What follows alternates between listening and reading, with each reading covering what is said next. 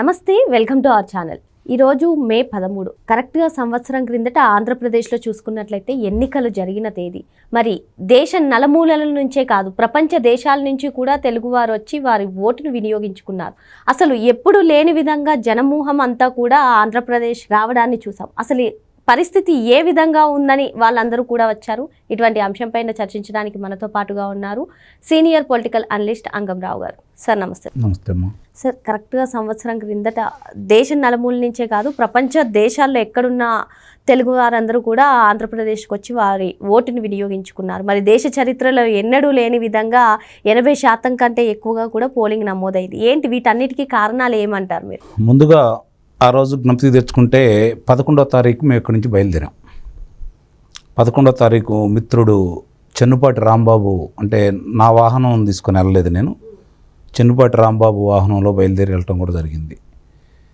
మామూలుగా సహజంగానే హైదరాబాద్ దాటి విజయవాడ రోడ్డుకి వెళ్ళటానికి చాలా సమయం పట్టింది. ఇక అక్కడి నుంచి కారుకి మధ్య పెద్ద వ్యత్యాసం ఏం కనపట్ల. ఎన్ని వాహనాలు చెప్పడానికి లేదు. మామూలుగా ఏదన్నా అల్పాహారం తినడానికి కానీ భోజనం చేయడానికి కానీ చూసుకుంటా ఉంటే అసలు అక్కడ ఒక సాట్ నుంచి 2 సాట్ల దాకా అట్లా మారి వెళ్ళి మేము ఏదో వేరే చాట తినాల్సిన పరిస్థితి కూడా కనపడింది. ఎక్కడికి వెళ్ళినా ఆ జనం యొక్క మాటలు జరగబోయే ఎన్నికల గురించి, ఎందుకు వస్తున్నాము, మీరు ఎక్కడెక్కడి నుంచి వచ్చినా ఒకడొకరు పలకరించుకుంటూ వాళ్ళ మాటలు వింటున్న తర్వాత 5 సంవత్సరాల ప్రజల యొక్క వాళ్ళ ఇబ్బందులన్నీ కూడా గుర్తుపెట్టుకొని 5 సంవత్సరాల తర్వాత రాబోయే ఎన్నికలు కాబట్టి ఇవి, అంతకుముందు ఎక్కడున్నా ఏం జరిగినా ఎన్నికలకు మాత్రం తప్పనిసరిగా రావాలనుకొని చాలామంది కూడా వివిధ ప్రాంతాల్లో ఉంటూ వాళ్ళ ఓట్లు ఉన్నాయా లేవో చూసుకునే పరిస్థితి కూడా ఉండేది కాదు. చాలామందికి కూడా ఓ పంచాయతీ ఎన్నికలు అంటే స్థానిక సంస్థల ఎన్నికలకు తప్ప పెద్దగా ఉత్సాహం చూపించేవాళ్ళు కాదు. కానీ ఆ రోజు వాళ్ళ మాటలు వింటున్నా, వాళ్ళ గురించి వాళ్ళు మాట్లాడుకునే విధానం చూసిన తర్వాత కూడా చాలామంది పెద్దవాళ్ళు, చిన్నవాళ్ళు, లేకపోతే ఇప్పుడు ఉద్యోగాలు చేసుకునేవాళ్ళు, వాళ్ళు అట్లాగే కొంతమంది విదేశీ నుంచి వచ్చిన వాళ్ళు కూడా కనపడటం కూడా జరిగింది. వాళ్ళు కొంతమంది ఆ రోజు మాట్లాడిన విధానం ఏ విధంగా ఉందంటే, అంతకుముందు కూడా వచ్చేలేరంట వాళ్ళు. వచ్చేలే ఆ గ్రామంలో వాళ్ళ పరిచయస్తులు, వాళ్ళ స్నేహితులు వాళ్ళతో కలిసి కూర్చొని ఈ గ్రామ పరిస్థితి ఏంటి, ఎలా ఉంది, ఎవరికి ఓటేయాలనుకుంటున్నారు, వాళ్ళలో సాంప్రదాయంగా కాంగ్రెస్ పార్టీకి ఓటేసేవాళ్ళు, ఆ తర్వాత వైఎస్ఆర్సీపీకి మారిన వాళ్ళు, వాళ్ళను కూడా మార్చుకున్నాం మేము, మళ్ళీ వెళ్తున్నాం, అందుకే 2 రోజుల ముందు మళ్ళీ వస్తున్నాం, ఇంతకుముందు వచ్చి వెళ్ళాం మేము, అట్లా విదేశాల నుంచి వచ్చిన వాళ్ళు కూడా ఈ ఎన్నికల మీద దృష్టి పెట్టారు. అందరి అక్కడికి వచ్చిన వాళ్ళల్లో 99% మంది జగన్మోహన్ రెడ్డికి వ్యతిరేకంగా మాట్లాడిన వాళ్ళే. 5 సంవత్సరాల సంఘటనలు మొత్తం గుర్తు చేసుకుంటున్నారు వాళ్ళు. వీటన్నిటికి కూడా నాకు వాళ్ళలో ఎక్కువగా కనిపించింది ఏంటంటే, యువకులు ఉద్యోగాలు లేకపోవటం, ఇక్కడ ఎలాంటి సదుపాయాలు లేకపోవటం, దాని గురించి ఆలోచించలేకపోవటం, పరిశ్రమలు తీసుకురాలేకపోవటం, ఇది ఒక 10-20% మంది దగ్గర వ్యక్తమైతే 78% మంది దగ్గర ల్యాండ్ టైటిల్ యాక్ట్ గురించి మాట్లాడుకున్నారు. ఇది చాలా ప్రభావం చూపిందైతే నేనైతే భావిస్తాను నిస్సందేహంగా. ఎందుకంటే ఆ వాళ్ళు మాట్లాడుకునే విధానం చూసుకున్నా, ఆ తర్వాత గ్రామాల్లోకి వెళ్ళిన తర్వాత అక్కడ పరిస్థితులు చూసుకున్నా, ఎక్కడ పోయినా ఇదే చర్చ ఎక్కువ కనపడతా ఉంది. రెండోది, ఆయన మామూలుగా గట్టు రాళ్ళను కూడా బొమ్మలు వేసుకోవడం కూడా చూసాం మనం. అది కూడా సర్వే రాళ్ళ మీద, అంటే గట్టురాళ్ళు మామూలుగా ఎక్కడికక్కడికి ఏ పొలానికి ఆ పొలానికి స్థలాలకి మధ్య మంది ఇది అని చెప్పుకోవడానికి 4 పక్కల రాళ్ళు బాతుకుంటామే, వాటి మీద కూడా బొమ్మలు వేసుకోవడమే కాకుండా ఆయన పాస్ పుస్తకాల మీద ఆయన బొమ్మలు వేసుకోవడమే కాకుండా ఎప్పటి నుంచో సాంప్రదాయంగా వస్తున్నారు, అంటే తాత ముత్తాతల కాలం నుంచి వస్తున్నటికి అట్లాగే కొనుక్కున్నవి కూడా ఉంటాయి కదా, వాటికి సంబంధించినటువంటి సరిహద్దులను కూడా చెరిపేసి నెంబర్లు కూడా మార్చేసి ఎకరం ఉంటే అది అరెకరంగా చూపిస్తూ ఇట్లా చాలా ఇబ్బందులు చాలా సార్లు కనపడ్డాయి. ఇవన్నీ కూడా చర్చించుకుంటా ఉన్నారు. ఇంకొకటి సార్, జగన్ ప్రభుత్వ హయాంలో 5 ఏళ్ళు కూడా మా సొంతింటికి రావడానికి, సొంత ఊళ్ళకి రావడానికి మేము ఆలోచించాల్సి వచ్చేది. లోకల్ ఎమ్మెల్యే తీరు కానివ్వండి, ఇంకా ఏం గొడవలు జరుగుతాయా అని చెప్పి రావడానికి కూడా మేము ఇష్టం చూపించలేదు అని చెప్పి జనాలు మాట్లాడుకున్నారని చెప్పి అంటున్నారు. ఏంటి అసలు ఆ 5 ఏళ్ళు కూడా పరిస్థితి ఏ విధంగా ఉందంటారు? ఇప్పుడు గ్రామాల్లో ఎలా ఉండేదంటే, ఒకప్పుడు ఇందా నేను చెప్పినట్టు స్థానిక సంస్థల ఎన్నికలకు మాత్రం విశేషంగా వచ్చేవాళ్ళు. ఆ తర్వాత ఏ పార్టీకి సంబంధించిన వాళ్ళు ఆ పార్టీ వాళ్ళు ఉండటం, ఆ పార్టీ వాళ్ళు కొనసాగుతూ ఉండేది. 1982 వరకు కూడా చాలా గ్రామాల్లో కాంగ్రెస్ పార్టీ వాళ్ళది గుత్తాధిపత్యం. వాళ్ళలో అప్పుడు అంటే ఒక్కొక్క గ్రామంలో పెద్దలు ఉంటా ఉండేవాళ్ళు. కొన్ని గ్రామాల్లో వేరే పార్టీ వాళ్ళు ఓట్లు కూడా వేయటానికి వీలయ్యేది కాదు. వాళ్ళ మనుషులుగా కూడా చూసేవాళ్ళు కాదు. అట్లా ఉన్న గ్రామాల్లో 82లో నందమూరి తారక రామారావు గారు తెలుగుదేశం పార్టీ పెట్టిన వేళ విశేషం మార్చి 29వ తారీఖున అక్కడి నుంచి ఒక ప్రభంజనం ప్రారంభించారు. ఆయన రాష్ట్ర వ్యాప్తం మొత్తం తిరిగారు, ఓ సంచలనం సృష్టించారు. 83 ఎన్నికలు చూసాం మనం. విశేషమైనటువంటి ప్రజాదరణతో ఆయన ముఖ్యమంత్రి కాగలిగారు. అప్పుడు ఈ యొక్క దురహంకారానికి, ఈ పెత్తందారుల యొక్క ఆధిపత్యానికి అక్కడ అడ్డుకట్టబడింది. ఆ అడ్డుకట్ట పడింది. అలా కొనసాగుతున్న తర్వాత 1989లో వచ్చినటువంటి ఎన్నికలు కనుక గమనిస్తే, రామారావు గారి యొక్క ప్రజాదరణ కావచ్చు, ఆయన తీసుకొస్తున్న పథకాలను చూసి తట్టుకోలేక ఏం చేయాలో అర్థం కాక అప్పుడు జరిగినటువంటి 2 ఉదంతాలు. ఒకటి, తెలంగాణ దృష్టిలో పెట్టుకొని పట్వారీ పటేల్ వ్యవస్థను రద్దు చేయటం, దాని ప్రభావం నిస్సందేహంగా ఆంధ్ర రాష్ట్రంలో కనపడింది. వ్యతిరేకత అనేది అది కనపడింది. తర్వాత వంగవీటి మోహన్ రంగా గారి హత్య కూడా బాగా విస్తృతంగా వాళ్ళు ప్రచారం చేయటం, కులాల మధ్య, అప్పుడు దాకా కులాలు లేవు, కావాలని చెప్పని తీసుకొని వచ్చారనమాట అక్కడ. ఈ 2 ప్రభావంతో 89లో ఓడిపోవడం కూడా జరిగింది. 89లో ఓడిపోయిన తర్వాత 5 సంవత్సరాల కాంగ్రెస్ పాలన చూసి 3 ముఖ్యమంత్రులు మారిన విధానం చూసుకున్న తర్వాత మళ్ళీ 94లో పట్టం కట్టారు తెలుగుదేశం పార్టీకి. అది అఖండ విజయం. వాళ్ళకి ప్రతిపక్ష పాత్ర కూడా రాలేదు ఇప్పుడు వచ్చినట్టుగా. అయితే ఆ తర్వాత జరిగిన ఎన్నికల్లో చంద్రబాబు నాయుడు గారు 99లో మళ్ళీ ఆయన గెలవటం, మరి ఆయన్ని కూడా ఎదుర్కోవాలంటే రాజకీయంగా ఎదుర్కోవడానికి వాళ్ళు ఏమీ లేవు కాబట్టి అబద్ధాలను ప్రచారం చేయటం, రైతులను ఏదో అన్యాయం చేస్తున్నారు, రైతులకి సాగు చేయొద్దన్నారు, రైతులకి వ్యవసాయం దండగా అన్నారు, ఇలాంటివన్నీ తీసుకొచ్చేసి ఉచిత విద్యుత్ ఇస్తానని చెప్పని ఇట్లా రకరకాలుగా చెప్పుకుంటూ ఏదైతే ప్రజలు నమ్మించారో అధికారంలోకి వచ్చారు. అప్పటి వరకు రాజకీయం ఒక ఎత్తు, మళ్ళీ తిరిగి 1982కు ముందున్న రాజకీయాన్ని రాజశేఖర రెడ్డి కొనసాగించాడు.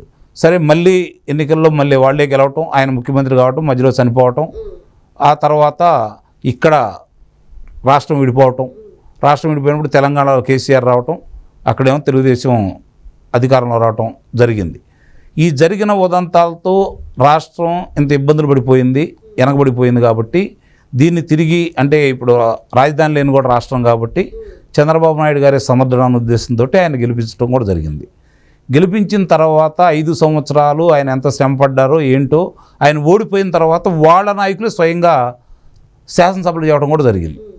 అంటే ఎన్ని అబద్ధ ప్రచారాలు చేశారో మళ్ళీ తిరిగి అదే కులాన్ని, అదే విషబీజాలని, అదే అబద్ధాలని తండ్రి కొనసాగించి తిరిగి కొడుకు కొనసాగించేసి 2019లో అధికారంలో రావడం కూడా జరిగింది. 2019లో అధికారంలోకి వచ్చిన తర్వాత మొట్టమొదటే ప్రజావేదికను కూల్చివేసి తనంటే ఏంటో, ఏం చేయబోతున్నాడో ప్రజలకు రుచి చూపించాడు జగన్మోహన్ రెడ్డి. మరి 5 సంవత్సరాలు ఉంది కదా ఆయనకు అవకాశం, మరి 151 స్థానాల్లో వచ్చాడు. ఆ తర్వాత ఆయనకు చేసిన పని ఏంటంటే అధికారుల్ని, తెలుగుదేశం పార్టీ వాళ్ళు అలాగే సామాజిక వర్గాన్ని దృష్టిలో పెట్టుకొని అధికారుల్ని విధుల నుంచి తప్పించేసి కక్ష సాధింపు చర్యలు మొదలుపెట్టడం, ఒకళ్ళిద్దరు కార్యకర్తలను చంపేయటం, భయానక వాతావరణాన్ని సృష్టించాడు. అధికారులు కూడా ఎందుకులే ఇతనితోటి మనకి, ఆ రోజు రాజశేఖర రెడ్డిని చూసి ఏ విధంగా అయితే భయపడ్డారో జగన్మోహన్ రెడ్డిని కూడా చూసి అలానే భయపడిపోయారు. అక్కడితో ఆగి పరిపాలన పరంగా చూసుకోవాలి అతను. రాష్ట్రం యావత్తు ఆ ప్రాంతం ఈ ప్రాంతం అని లేకుండా ఏది అతనికి అందిపొచ్చిన అవకాశాలు ఏది వదిలిపెట్టకుండా దోపిడీ ఎలా చేయొచ్చు, ఇసుక, మద్యం, లేదంటే గనులు, విద్యుత్తు, అలాగే రహదారులతోటి ఇవన్నీ ఒకదాంతో ఒక సంబంధంతో లేకుండానే అందరినీ ఇబ్బంది పెడుతూ నానా ఇబ్బందులు పెట్టాడు. రహదారులు ఇందాక మీరు అన్నారు కదా, 5 సంవత్సరాలు గ్రామాలకు ఎందుకు లేకపోయారంటే రహదారులు చాలా దౌర్భాగ్యంగా ఉండేవి పల్లెటూళ్ళకి వెళ్ళాలంటే. ఇతను వచ్చిన తర్వాత 2019 నుంచి 2024 వరకు అభివృద్ధి గురించి కానీ ప్రజల అవసరాల గురించి కానీ ఏమీ ఎక్కడా పట్టించుకోకుండా అతను ఒక నియంతలాగా ఎదురు తిరిగిన వాళ్ళని కారాగారంలో పెట్టడం, హింసించటం, కొంతమందిని చంపేయటం, వాళ్ళ ఆస్తులు దోసుకోవటం, వాళ్ళ వ్యాపారాలను దోసుకోవటం, విదేశీ పరిశ్రమలు వస్తే బెదిరించి బయటికి పంపించేసేయటం, ఇక్కడ ఉన్నటువంటి అమర్రాజా లాంటి పరిశ్రమలని, కియా పరిశ్రమలని విస్తరణ కార్యక్రమాలని వాటిని కూడా బయటికి తరిమేయటం, అమర్రాజాని బయటికి పంపించేసేయటం, విస్తరణ కార్యక్రమాలని ఇట్లాంటివన్నీ కొనసాగించిందే కాకుండా గ్రామంలో వాలంటీర్ల వ్యవస్థను తీసుకొచ్చిన తర్వాత వాళ్ళు చేసేటువంటి వికృత కార్యక్రమాలు, వాళ్ళ బెదిరింపులు అసలు నానా బీభత్సంగా ఉండేది గ్రామాల్లో. దాంతోపాటు ఈ ల్యాండ్ టైటిల్ యాక్ట్ ఒకటి తీసుకురావటం, ప్రజల్లో ఒక రకమైనటువంటి అప్పటికే వాళ్ళ నిర్ణయం ఏంటో 2023 చెప్పేశారు. 2023 ఫిబ్రవరిలో చెప్పేశారు. వాళ్ళు చెప్పేసిన తర్వాత కూడా వాళ్ళకి ఇంకా జ్ఞానోదయం అయితే కలగలేదు. ఒక రకంగా అదృష్టమే అది. వాళ్ళు ఇంకా అహంకారంతో ఉన్నారు, ఓడిపోయారు. ఓడిపోయిన తర్వాత ప్రజలు చాలా సంతోషపడ్డారు. ఎందుకంటే మళ్ళీ వాళ్ళు ఊపిరి పీల్చుకున్నారు, స్వతంత్రంగా తిరగలుగుతున్నారు, వాళ్ళ గ్రామాలకు వెళ్ళగలుగుతున్నారు. అందుకు ఉదాహరణ 2025 సంక్రాంతి పండగ. మీరు గుర్తుపెట్టుకోండి, అందరూ దాదాపు ఓట్లు వేయడానికి ఎంతమంది అయితే వచ్చారో మళ్ళీ అంతమంది గ్రామాలకు వచ్చేసి సంతోషంగా సంక్రాంతి పండగ చేసుకున్నారు. అన్ని పండగలకి ఈరోజు వాళ్ళు వస్తున్నారు, వాళ్ళ కుటుంబ సభ్యులను కలుసుకుంటున్నారు. నిజంగా ఒక రకమైన పండగ వాతావరణం ఉంది. కాకపోతే కొంత ఆ రోజుకి ఈ రోజుకి వ్యత్యాసం ఏంటంటే ఆ రోజు వాళ్ళు చేసిన అకృత్యాలు, అన్యాయాలు, దోపిడీలు, దొంగతనాలు, హత్యలు వీటన్నిటికి చూసి భయపడి బెదిరిపోయి దూరంగా ఉన్న ప్రజలు ఈరోజు ఈ కూటమికి అఖండ విజయాన్ని చేకూర్చారు. ఇప్పుడిప్పుడే కొన్ని విషయాల్లో వాళ్ళు చేసినటువంటి దోపిడీలకు సంబంధించి ఒక్కొక్కరు అదుపులో తీసుకుంటూ ముందుకెళ్తూ ఉన్నారు. ఇంకా కొంతమందికి అసలైన వాళ్ళని కూడా బయటికి తీసుకొచ్చే క్రమంలో ఇప్పుడు మద్యం కుంభకోణం కూడా చాలా ముందుకెళ్తూ ఉంది. ఇవన్నీ దృష్టి పెట్టుకుంటే మాత్రం ప్రస్తుతం పరిపాలన ముందు ప్రజలు ప్రశాంతంగా ఉన్నారు, ఎక్కడా ఎలాంటి ఇబ్బందులు లేవు, వేధింపులు లేవు, హాయిగా జరిగిపోతూ ఉంది. ఈ ల్యాండ్ టైటిల్ యాక్ట్ ఒకటి పోయింది, ఊపిరి పీల్చుకున్నారు. అలాగే ఈరోజు రహదారులు కొంచెం అంటే ఇంకా 80% పూర్తయిపోయినాయి, మిగిలింది ఇప్పుడు పూర్తి చేసే పనిలో ఉన్నారు. అలాగే నీటి రంగానికి సంబంధించి మన పోలవరం చూసాము, చాలా పరుగులెత్తిస్తూ ఉన్నారు. అమరావతి మళ్ళీ పనులు ప్రారంభమవుతూ ఉన్నాయి. అట్లానే కాకుండా రాష్ట్రంలో వివిధ సంస్థలను తీసుకురావటం, వివిధ పరిశ్రమలు తీసుకురావటం మనం చూసాం. తిరుపతి జిల్లాలో కార్యక్రమాలు మన శంకుస్థాపన చేయటం, అది మీకు దాన్ని ఆంధ్రప్రదేశ్ని ఎలక్ట్రానిక్ హబ్గా చేయబోతూ ఉంది. మొన్న లోకేష్ గారు 5,100 కోట్లతోటి ప్రారంభించటం. ఒక్కొక్కటి చూసుకుంటూ ఉంటే ఇప్పటివరకు రమారమి 7 లక్షల కోట్ల రూపాయల పెట్టుబడులు రావటం, 5 లక్షల మందికి ఉద్యోగ కల్పన జరిగే విధంగా ముందుకెళ్ళటం, ఒప్పందాలు చేసుకోవటం, ఒక్కోటి గ్రౌండ్ అవటం చూసుకుంటున్నాం. ప్రజలు ప్రశాంతంగా ఉన్నారు, ఆనందంగా కూడా ఉన్నారు. నేను ఇందాక చెప్పినట్టు కొంతమంది ఇంకా ఆ రోజు హింసించిన వాళ్ళు, అన్యాయాలు అక్రమాలు చేసుకున్న వాళ్ళు, వాళ్ళ ఆస్తులను దోచుకున్న వాళ్ళు ఇంకా కొంతమంది విచ్చలవిడిగా తిరుగుతున్నారు. వాళ్ళను కొంచెం అదుపు చేస్తే బాగుండనే ఆలోచన అయితే ప్రజల్లో ఉంది.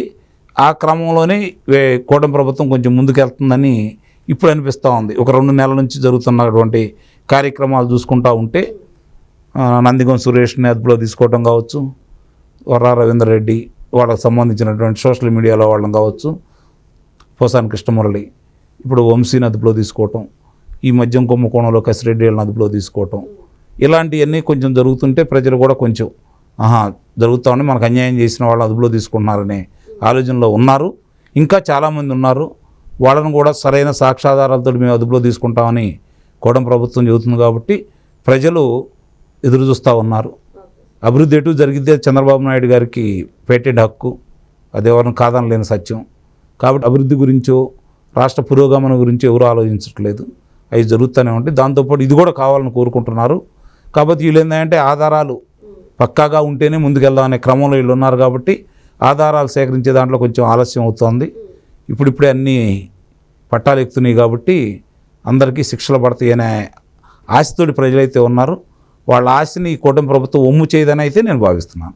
మరి గడిచిన 5 ఏళ్ళు కూడా అక్రమాలు, దౌర్జన్యాలు, అన్యాయాలు జరిగాయని చెప్పి ప్రతి ఒక్క ఆంధ్రుడు కదిలి వచ్చి ఓటు వేశారని, మరి వారు కోరుకున్నట్లనే కూటమి ప్రభుత్వం చర్యలు తీసుకుంటుందని చెప్పి సార్ చెప్తున్నారు. Thank you sir.